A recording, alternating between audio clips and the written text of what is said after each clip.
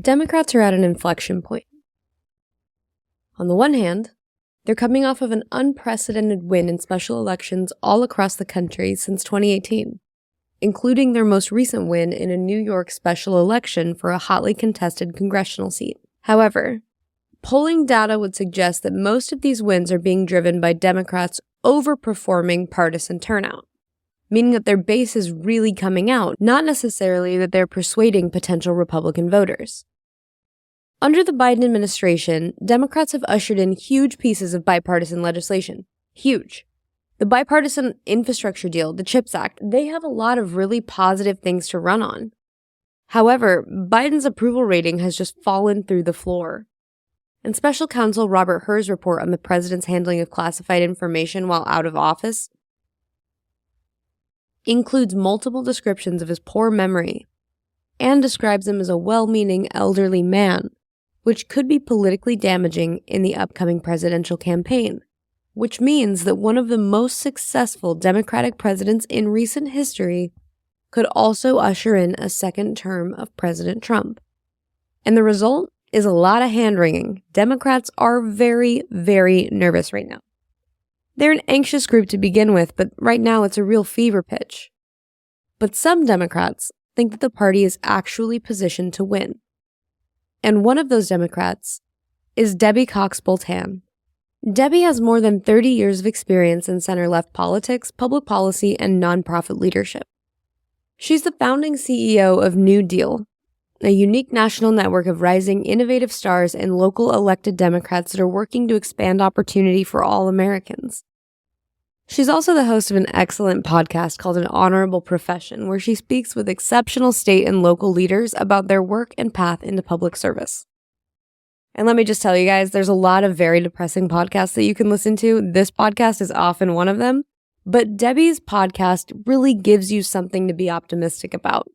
You'll hear us talk about that later in the episode. Some of you may remember Debbie. She's been on the show a couple of times, and she's in the race to become our very first five-timer, at which point we will proudly unveil an excellent purple jacket, SNL style. But until then, she's going to be on the show today to talk about Democrats and their record to run on. She's going to tell us about the New Deal freedom agenda and what it looks like to fight these races at the state and local level. So without any further ado, I hope you enjoy this conversation as much as I did. I'm Hillari Lombard, and this is Moderate Party. Let's get started.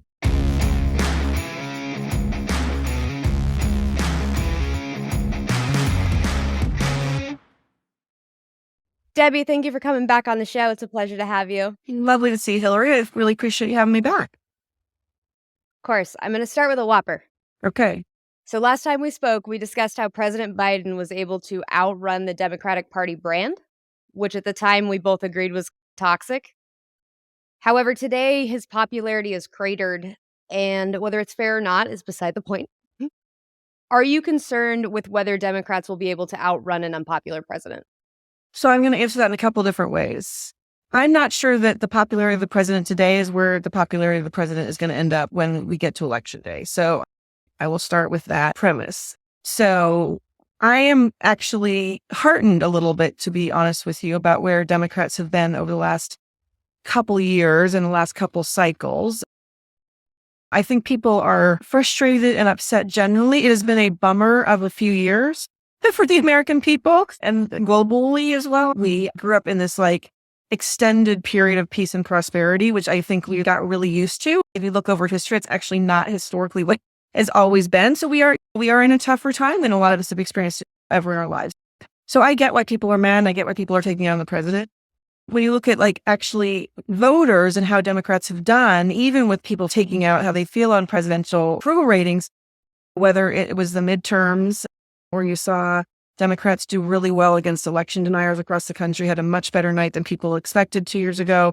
And then even in the off-year elections, when people went to the ballots, things like choice, even in ruby red states, people turned out to protect a woman's right to choose in places like Kansas and Kentucky and Virginia. And Democrats outperformed again. And there's even a special election. I was just talking to a friend in Florida. People may not know of a legislative race in the last couple of weeks in Florida where the Democrat surprised everyone and did well. So I think that there's a mismatch of what we're seeing in the sentiments and people's approval ratings of the president. And then we haven't even talked about the approval ratings of the person we might run against. So I'm concerned. Of course, I'm concerned. We are nervous by nature, Democrats, but I think we've got a really good record to run on. I'm incredibly proud of this president and this administration, what they've actually been able to accomplish, and we can talk about that. But the Democrats have a lot to be optimistic about. Yeah, Democrats have pretty much gone undefeated since the last midterms. They've got a pretty solid record of winning. We've had a record of winning. And look, again, I think that we're really early in this process. I just saw a poll that 63% of Democrats don't think Trump is going to be the nominee on the other side.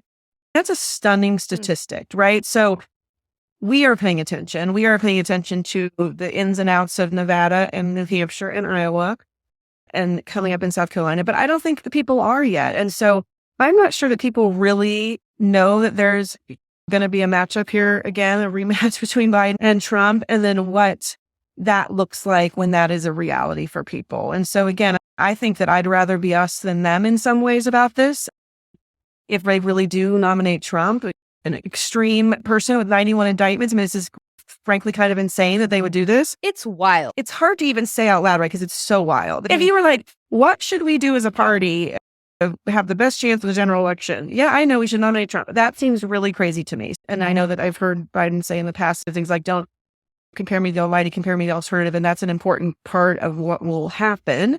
But I also think he has a really impressive record to run on, right? They have had more success legislatively in a bipartisan way than practically any administration that I can think of, maybe ever. And from everything from the infrastructure bill to the CHIPS Act to the Inflation Reduction Act, those are all bipartisan pieces of legislation that were put forward that are really, truly helping people on the ground. As a Democrat, what I worry about is that people don't know that story. People aren't hearing it. People aren't believing it, maybe. I'd also point to the economy doing much better now than it was even months ago. The economy was doing well. Jobs were doing well, and unemployment was down. The stock market was doing well. It finally feels like the consumer confidence is rising as inflation is coming down, which is good for Democrats, and hopefully that continues.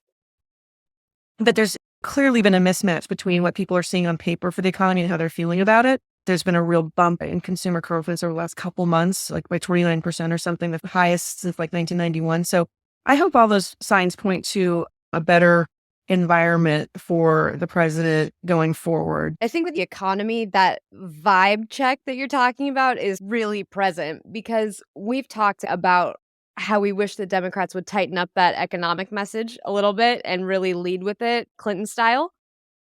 And recent reporting has suggested that the Biden campaign is content to fight to a draw on the economy and then refocus on like democracy and other priorities. Do you think that's the right call for the campaign?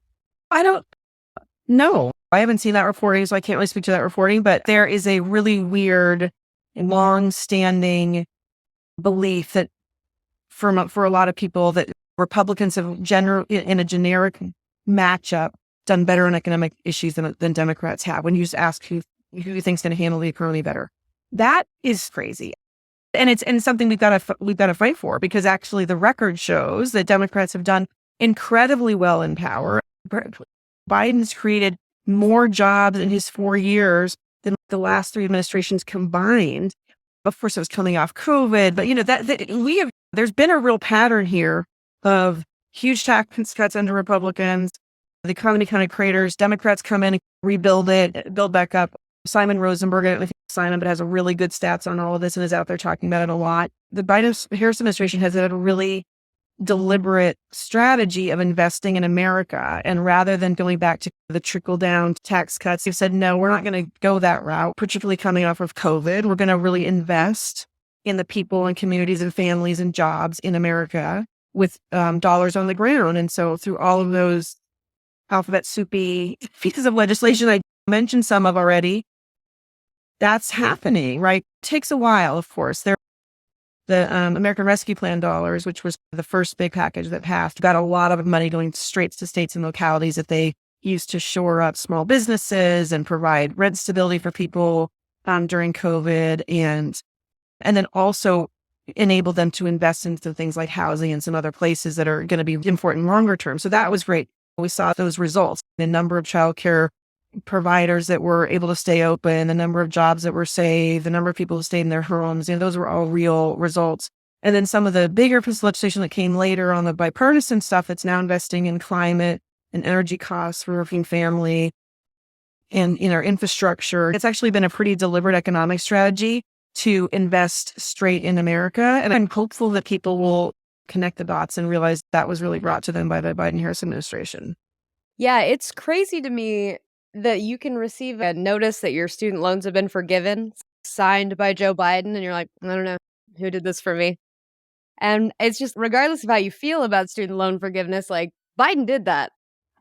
I agree. I was actually talking to the mayor of Milwaukee yesterday for my podcast, Honorable Profession. Yep, plug, check the show notes. Shameless plug. So I was asking him a little bit about what his experience had been with, and we were having this conversation about Wisconsin and how he thought Democrats were going to have to make the case. And he was saying flat out, literally, he said Milwaukee would have been bankrupt had it not been for the American Rescue Plan, and that what he was able to do on some of those things I talked about, shoring up his small businesses, keeping people in homes, all those things, and then turn some of that money to some of those longer term issues like housing and childcare and other things. It was like a game changer. And I know it to be true because I'm talking to people around the country about it. But to your point, I think that there's still this disconnect on who should get credit. Do you think that people are giving that credit to their state and local representative instead of to Biden at the top? I'm not sure we're getting credit to anybody. I don't think Republicans are getting credit for it. I mean, I am, watching all of the people who voted against the federal government doing some of this money and then coming to try to take credit when the ribbon cutting at this new store, the plant, or the new housing development's happening. I find that to be hard to swallow. Pretty nice bridge you got there, Mitch McConnell. It's shameless, right? Shameless. I think people are just trying to figure out how they're going to pay their mortgage and get the kids to school on time and get their loan paid off for school and all those things, and just really aren't really paying attention. But Democrats are going to have to make the case if we're going to be successful in November, and we're going to have to connect those dots for people. And the good news is we don't have to make it up. The accomplishments are there, right? There's really a great record to run on if we can break through all the other noise. Okay, so speaking of the noise, I would be remiss not to ask you about Biden's age. It's something that I've swatted away myself for a little while. I'm like, he's old, but he's handy. He's lively. It's fine. And then yesterday, the special counsel report came out, and he's repeatedly characterized as an elderly man with significant memory lapses and problems. Do you think that Democrats were too quick to dismiss his age concerns? And what do you think that they should be doing about that now? Let me say this. I'm super glad to see the president come out today really forcefully and address it. I think that we cannot not understand that it's on people's minds, right? I think you can't dismiss it by saying that's not a legitimate question or not answering the question, right? Yeah, I do think this administration led by this president has done remarkable things. And in fact, I think, and I really believe this, honestly, I believe that his age, his wisdom, his experience was a really important part of why we did so well coming out of COVID, why this economy, American economy, is doing so much better than other countries around the world and bringing inflation down. And we don't talk about that enough as Democrats. I do think that we have a tendency sometimes, which is not good, whether it's on this issue or other issues, to just look at people. If you ask that question, you don't get it, or you must be a Fox talking point person if you ask that question. He's a boy of 12. What are you talking about? Right? So that's a problem for Democrats. So I think Democrats have to address it head on. I think we should say, look, this is a person would be the oldest president in history, but at the same time, he has a record to run on. He has the experience, wisdom, age that we need to tackle these really serious problems. I mean, I think he's got the temperament for what we need. The other thing that I want to say is that he is the thing that kind of makes me crazy about this conversation we're having about his age. He's running against a 77-year-old who I cannot imagine is in that great of health given his proclivities. And they were in high school at the same time. The one was a senior and one was a freshman. So we are not running against, when we finally get down to who's actually running in this election, if this was Biden against a much younger person, I think that's a different conversation than Biden against Trump. I do think that his wisdom and age and experience have helped him. I also think it's really frustrating to me that this is a one-sided conversation about Biden and that no one seems to want to have the same conversation about Trump. Although Nikki Haley's trying for us to make the case. If I can just sprinkle some frustration onto your frustration. Please do. Okay. So an NBC News poll said that 76% of voters are concerned about Biden's age compared to 61% that are concerned about Trump's legal challenges. And I don't know how that happens. Like, first off, it feels insane. Like, I don't know how Trump is doing a better job messaging his crimes than Biden is doing about messaging his age. I hear you. That's ridiculous.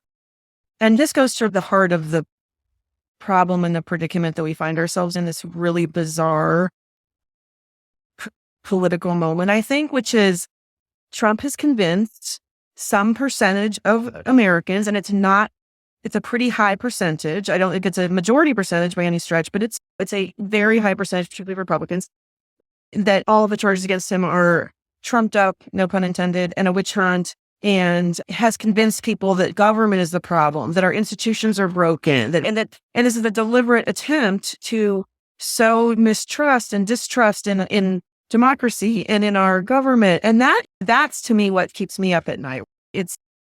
That is just the tip of the spear, is this whole crazy notion that people were saying as I was watching with four in the Republican primaries, and they were interviewing people saying that, would you vote for Trump if he's convicted of anything? And it was like, probably. And I'm like, and I think that I didn't see it. I know that President again came out this morning and made some remarks and I think said something about, we're going to compare things. Let's talk about having a nominee for president who's been indicted 91 times. And that part frustrates me. And that part makes me sad and scared, because it's not even all federal charges. It's state-based charges. It's grand juries with people of their, peers. Random people in Atlanta have come together and looked at the evidence and said, yes, he needs to be indicted on this election interference stuff. And it's not just even one thing. It's election interference. It's the insurrection. It's, actual assault charges. I mean, it is crazy. And I just can't imagine any other person that would be able to be in this position of actually being a potential candidate for president with this kind of stuff hanging over their head. And it just goes to, he was always right about this, that he could apparently shoot someone on Fifth Avenue and still be elected. It just speaks to how much the cult of personality the Republican Party has become. When I first came on the show, Hillary, and I love your show, and I'm so grateful for you continue to do it. We were having this wonderfully fun conversation about the size and scope of government and what's the role of taxes and what is the difference between the left and the right, which is so important, but it almost feels quaint to some extent right now, fast forwarding 2 years later, because I'm not talking about Republicans writ large. There's plenty of Republicans I admire. There's plenty of Republicans that I think have done really great work with the Biden administration to pass bipartisan legislation. But we are in this really unique time where this Republican Party, where this nominee with his hold over the Republican Party is unlike anything I've ever seen. And it is a danger to this country in a way that you can't overstate. I was talking about the Biden-Harris administration. I was talking about their bipartisan accomplishments. You contrast that with, for example, the torpedoing of the immigration bill this week, where Trump said, nobody vote for this bill because we're not going to give Joe Biden a win in an election year.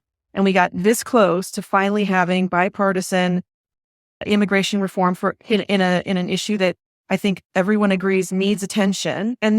But because he said, don't do it, don't give him a political win, all these people went for it, right? That's to me what is so frustrating, is that we don't really have two parties that are actually committed to governing right now. Too many people in Congress saying, yeah, I'm willing to go along with this because I'm scared not to. I'm scared what it will do to my career. And that is a really dangerous place to be. I think it's so scary because it's working. It seems like voters have divorced their vote from policy outcomes. It doesn't have to work for me to vote for you. You can fail forward and I will continue to give my vote. And then with Democrats, they're like, if you exhale out of place, I will protest in your office. And I think that it's like asymmetric warfare in that way. That's one of the things that's also really concerning to me is, and I, there's a lot we could talk about. I mean, I think that the media didn't know how to cover Trump 8 years ago, 4 years ago. They don't know how to cover him now. So it's very hard. And there's this kind of whataboutism. And I really literally saw, as part of, labels, someone from their leadership talking about the try to make the case that the left and the right are the same and saying that, look, from the right, you had the insurrection on January 6th, and literally on the left, someone let John Fetterman wear shorts into the U.S. Senate. And I just have to go, that is not the same thing. I have been over the years critical of my own party when there's things that I don't agree with, and there's some messaging certainly that I don't agree with. The Democratic Party right now is led by a moderate president who's governed in a bipartisan way, the way he said he was going to, and to act like there's an equivalency between Joe Biden and what's happening with Donald Trump is like really insane. You don't have to like everything about Joe Biden. You don't have to like every policy he's done, but the equivalency thing is crazy. But I don't think the media knows how to cover that. It's infuriating. I just want to say the one other thing, if I can, on where you were saying about that it's working, which it is frustrating because you see poll after poll and you're like, are you just like what you were talking about with ages of bigger concern than 91 indictments, which is chaos and crazy. But I don't know if we know it's working. Right now, we're seeing what's happening in the Republican primary. It's certainly working, right? Stunning fact that Nikki Haley lost in Nevada when Trump wasn't on the ballot to no choice, right?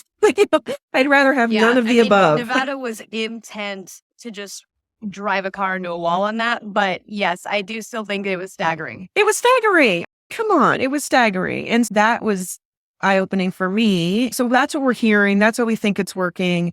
And again, but if we pause for a second and we go back to what happened in 22 and 23 at the ballot box, Democrats have done really well because I think people understand that there is a choice between really chaos and community, adults in the room. So I am hopeful that will extend when we get into the general election, because that really has been the trend. And there's nothing has changed from those fundamentals except to get better for Biden. That doesn't mean we rest on our laurels. This is a crazy time. I just am coming back from Washington, D.C. this week, where I was with several New Deal secretaries of state talking about what they're seeing on the ground and what they're worried about. And of course, across the board, I think in a bipartisan way, people are worried about artificial intelligence in elections.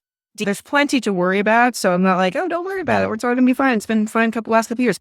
There's lots to worry about. But there's real things that could not just cut against Democrats, but just there's things to worry about in democracy as a whole. But I think that maybe there's this feeling like the race is already over, and that's just not true. People aren't paying attention yet. I think things will come into clearer focus once that really Trump is the nominee, Biden is the nominee, and then we'll talk about. We'll see where we are. So, Debbie, one of the reasons that I like talking to you so much is because I've got like all of this moderate energy, right? Like I'm just buzzing for the middle. But I think often people have a really difficult time articulating politically what it means to be a moderate in practice. But whenever I talk to you, you pretty much just break it down for me. Like, here's what we do. And I'm thankful. I feel so much better that it all feels more achievable. So I wanted to have you back on the show today so that you can tell me what we're going to do. The New Deal leaders just released a freedom agenda, and it's exactly that. It is how to be moderate in practice. So can you walk me and our listeners through what that is and what it entails? Just an overview. So we released this agenda as part of our fall conference last November in concert with the New Democrat Coalition, which is a group of 100 moderate center-left Democrats in the U.S. House of Representatives. So there's 100 of them, and then there's 200 of NewDEALers across the country, who's, you know, and your listeners may remember, are state and local elected officials below the level of governor who are center-left, pragmatic problem solvers who we invite to join New Deal and who we support on the governing side of things. And it was our attempt to put a message frame about where we think Democrats need to be spending their time talking to voters. And to me and to us, the real thing that's at stake here and the real thing that's on the ballot is freedom. So we looked at the freedom through a number of different lenses. So obviously people right now think about freedom as a woman's right to choose or who you choose to love. And those are absolutely certainly at the top of the list of things that there's a real distinction between where the Democratic Party is right now and where the Republican Party is. But it's also, I think, a good lens to use to think about things like the freedom to pursue the American dream and what that means in terms of things like affordable housing and access to health care and access to good paying jobs and education. There's freedom to be safe in your communities, where I think you can put things like the Democrats' support for and championing common sense gun legislation in this country, or how to be safe from extreme weather events, and how Democrats have been the champions of investing in resiliency in the face of climate change. And then, of course, the other big one is democracy and the freedom to cast a ballot and be able to cast a ballot, which is actually even a worry in some places, and then have that ballot be counted. And so we thought that the freedom frame, when we're talking about the issues that Democrats care about this election cycle, is a really good way to make people understand what's at stake in this election. What are you seeing manifest in the country that makes you think this is critical for right now? Those, obviously, the freedom of the choice is obviously the most on a lot of people's minds. Freedom of a reproductive choice, freedom for reproductive health care. And obviously, this is coming in the wake of the Dobbs decision. And we've already seen how game-changing that's been from an electoral perspective, of not just on the Democratic side, but across the aisle, in terms of women saying, no, we're not going to go backwards on and taking away a right that was given to us 50 years ago.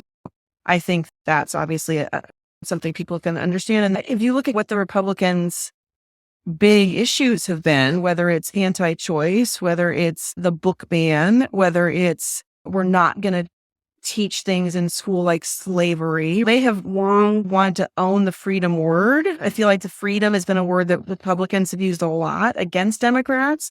And I think that right now you're seeing the hypocrisy of that a lot of their marquee issues that they've been talking about have been really the antithesis of freedom, just to name that's a few that I named there. And then I think that the nice thing about thinking about freedom, so there's those choices. And the nice thing about thinking about freedom is that some of the other Democratic priorities, like I said, taking climate change seriously, investing in climate change, which has not been a Republican priority at all for the most part, also can fit in that frame. Things like lead pipes and clean drinking water and clean air.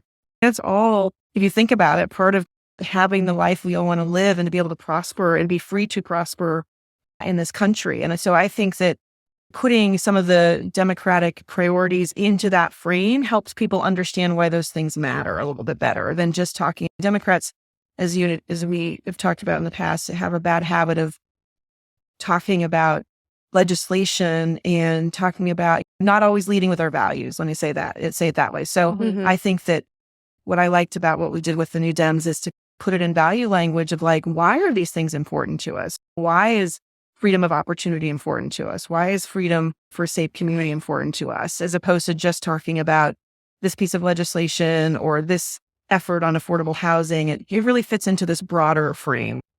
I was pleasantly surprised to see that community was listed as one of the 3 main pillars in the agenda. Can you talk me through what the thinking was in making it so prominent?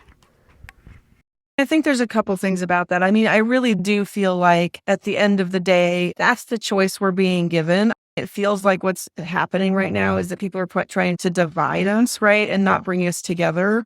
And community is such an important value of mine. I think it's a really critical underpinning value of the Democratic Party. When I was at the DLC for all those years, getting my bona fides in the centrist space, if people will remember, opportunity, responsibility, and community were the things that we talked about a lot back then and when President Clinton was running for office. And I think that now we have democracy being added to that. But that community to me is just a pillar of what we've always believed as Democrats, which is that we are stronger together, that we believe that a rising tide lifts all boats, and that we have to make sure that everybody has access to things like housing, like healthcare, and all those things. And then so that was a big part of it. And then the other thing that to me is, again, newer when we think about community is the community safety piece of it. I'm a big believer that we've got to invest in law enforcement, support policing, and make sure that people feel safe. And then I think that goes hand in hand with that is common sense gun reform. And I really believe that most Americans are fed up with the fact that we can't do more together. We've seen the polls. The vast majority of Americans believe in common sense gun reforms on things like background checks and maybe limiting the ammunition, and that this is a real extreme group that's trying to fight against it. So I think there's just a lot of things under community that bring the country together. And it really is the opposite of kind of what we're seeing right now on some of these issues that we tried to bring forward. is really just chaos. Frankly, it is chaos versus community, if you will. So that's thinking behind it. Yeah, I would really like to see Democrats get louder on community safety and like support for law enforcement in particular. I think that the pendulum, it kind of swings both ways. And I think that there were a lot of areas in law enforcement that needed critique, but I think that I'm also excited at the potential the Democrats are going to get more supportive of law enforcement as well. Because I think particularly in blue cities, there's a really damaging narrative and often an even more damaging reality about how dangerous and chaotic these cities can be. Well, interestingly, I know that our friends over at Third Way did a big study on this at one point where they were showing that actually it's red state policies in many places that are leading to some of the spikes in crime where those exist. But no, I agree with you. Look, I think we can talk and chew gum at the same time, right? That's another frustration I have with going back to our earlier conversation about where we are politically. It's like everybody wants the things to be black and white. And if you're not in the right place, you're canceled or whatever. And these are really complicated issues. And it's perfectly reasonable to say, look, I think that the police, as we have thought about policing for many decades, could be restructured in a way where we have people like mental health providers responding to some things that are not criminal, or we should be thinking about rehabilitation and addiction and not just law enforcement in terms of responses to crime.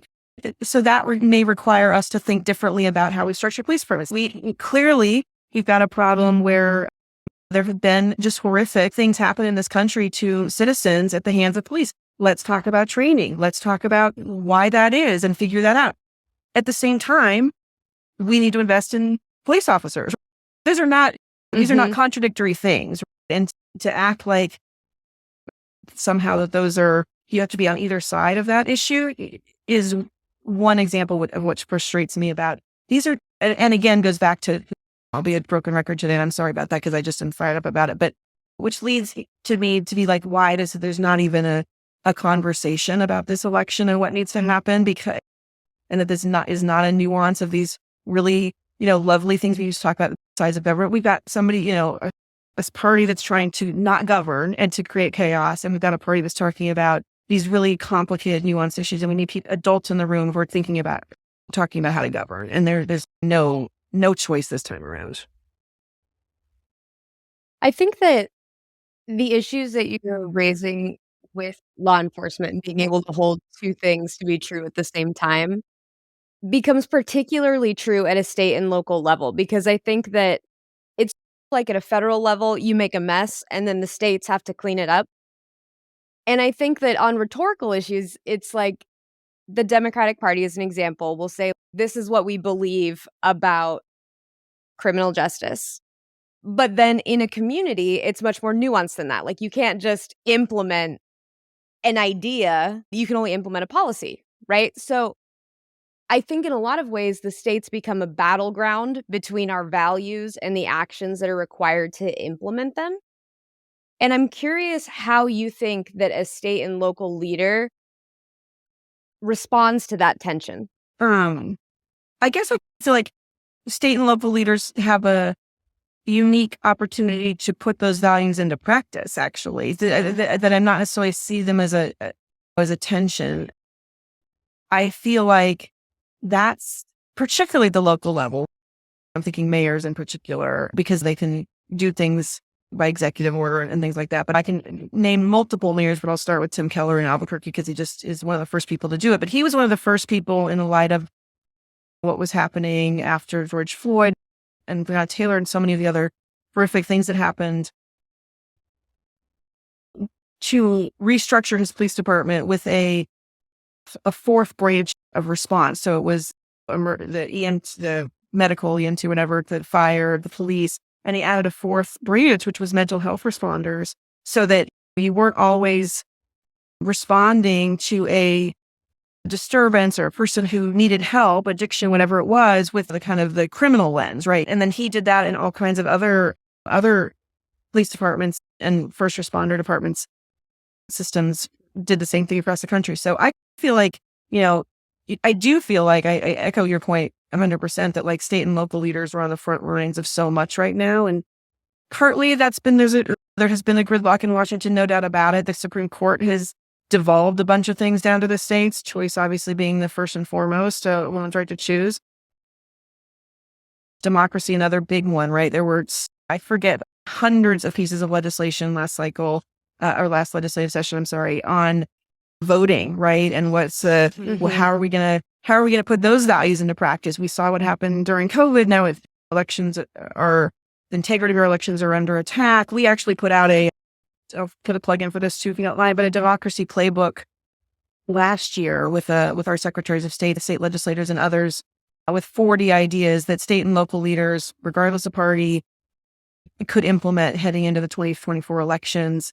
And everything from things that I think have resounding bipartisan support, things like protecting poll workers, prosecuting people if there is election interference, making sure that you are testing your equipment and having a real transparent process, making it easier to find information online, all kinds of things to both restore trust in the process or to continue to have trust in the process, depending on your perspective, and just making sure that the elections are secure and safe. Anyway, all of those things are happening at the hyper-local level, of course, state legislatures in cities and counties across the country. So I just feel like there's just so much exciting stuff going on that doesn't get the attention. There was a lot of bad stuff that happened in legislatures in terms of voting and trying to restrict access to ballots or claw back on things like absentee voting, which had been very successful until this kind of crazy new lens with the 2020 election. But there were also a lot of really good things that happened in Michigan and New Mexico and Minnesota, where people in Connecticut, where people expanded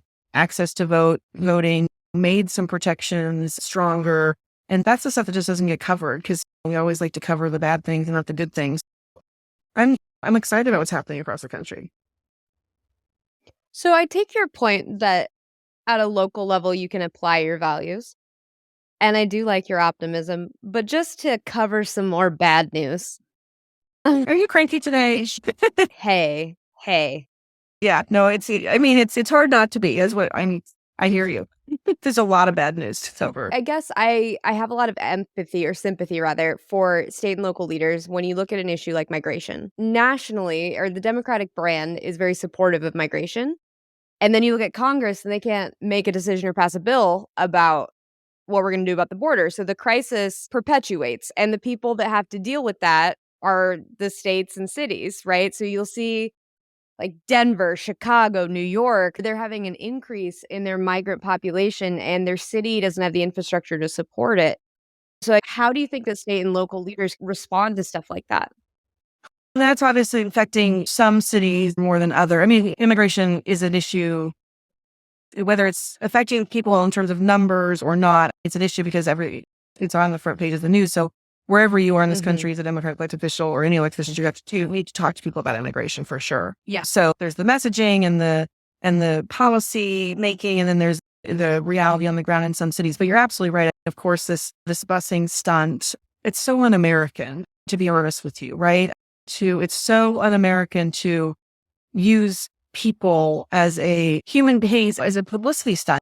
But the point is that there are these now cities that are really struggling with needing the more resources to house, clothe, feed people who are coming into their cities, as much as it impacts state and local leaders who across the board, our leaders have tried to respond with compassion and finding public services, a lot of public-private partnerships I've seen of trying to work with the faith community and others to get people what they need.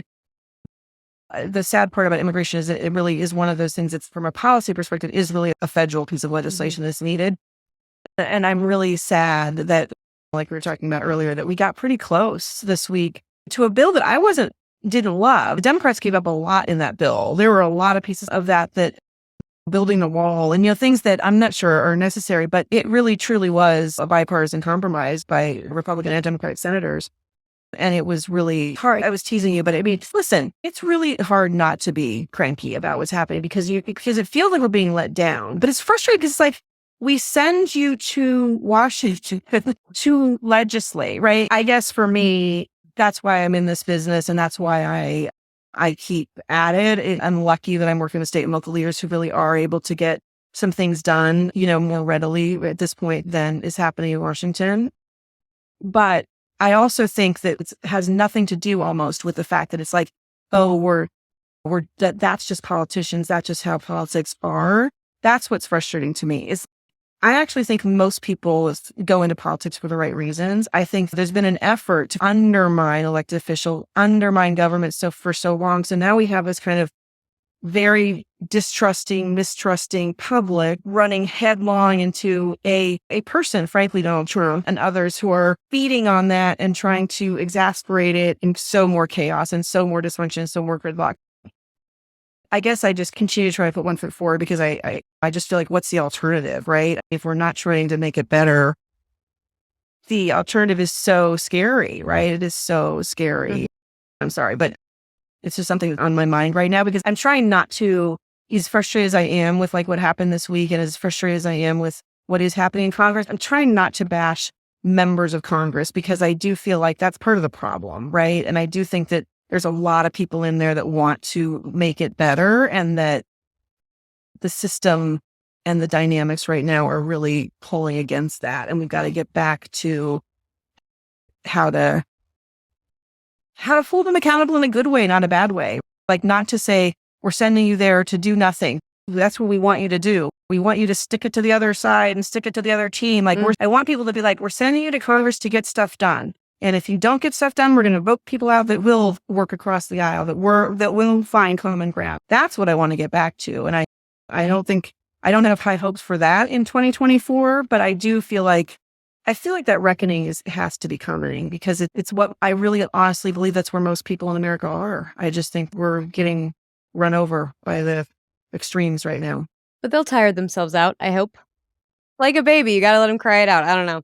In the spirit of banishing my cranky mood, can you tell me a couple of things that are happening at a state and local level that you feel really excited about? Yeah, I will. One is how many new people are coming into the system. That's something that I feel really happy about. I feel like with everything we're talking about, like it's so, it would be easy to believe that people are like, why would I ever run for office? And that, that would not be an unreasonable thing to think. Like, why would I put myself out there? It's so hard to be an elected official and everybody's so mad all the time and everybody's taking it out on us. We've had a bunch of leaders, NewDEAL leaders who have experienced terrible things from death threats on down, right? So anyway, it's a hard time to be an elected official. But with that said, on the happy side, I have been really heartened by the fact that people are still stepping up to run for office. And in fact, almost because of what's happening, right? People are feeling like this is they see what's going on. They want to make a difference. They want to be part of the solution. And so they're stepping up and young people, women, people of color, a real diverse set of people running for office. People who have been around in office a long time but didn't know what they signed up for, right? And now they are dealing with the new realities. People that are coming in office right now know that. And they're like, yeah, in fact, that's why I'm doing it. I feel like we more than ever need good people to run for office. So that's making me happy. And maybe briefly, I'll just say one more time that I feel like another thing that's making me happy maybe is on the democracy front. We talk a lot, and that could be a whole other show you could do with somebody about whether people care about democracy enough to save it, right? And so therefore, from where I sit, should we be talking about democracy as a political issue? Do people know what that means? Is a winning message? But what I have been heartened by is like watching Democratic and Republican secretaries of state come together to say, we're going to hold to the line together, right? I'm seeing legislation get passed, like I said, not just having to back bad things, but passing legislation to enshrine voting rights and making the process more transparent so people have faith in it. And then maybe the ultimate validation of that is so far, knock on wood, seeing at the ballot box, even if people aren't talking about it going into elections, I feel like people are voting that way, at least have been in the last couple cycles to say, yeah, I get this, right? I'm going to vote. I'm not going to vote for an election denier as Secretary of State. So that's inspiring. Now, there's plenty of election deniers at the local offices, which scares me heading into 24. But if you want me to say it on an optimistic end note, I will say that's another thing that is making me feel some hope. So how do people stay in touch with you? How do we follow the freedom agenda? We love to have people join this movement of people trying to just solve problems and advocate for and champion good leaders with good ideas. So they can find us at www.newdealleaders.org, and you can find a copy of the freedom agenda there. And keep listening to Hillari, of course, because she's doing great stuff. And then also add to your podcast list An Honorable Profession, where we talk to state and local leaders around the country about what got them into office. And maybe that's one of the reasons I have so much hope is I get to have those conversations on a weekly or biweekly basis. And those give me hope too. So hope you'll listen to that as well. Debbie, thank you so much. Thank you, Hillari. I really appreciate you having me on. I so love your perspective and and our conversations. I'm so grateful for you having me back on again. Absolutely. You're welcome back anytime. But specifically, one more time, because then we're rolling out the jacket. I'm very excited about this. Yeah. We're definitely doing it. If you enjoyed this episode, don't forget to like, rate, review, follow, subscribe, do all the stuff. I love doing this show. I love getting to know you guys. And when you do that, it helps spread the word and get more people to listen. If you have any thoughts, comments, or suggestions, you're always welcome to email me at talk@moderatepartypodcast.com. And with that, I'll see you soon. Stay safe, you guys.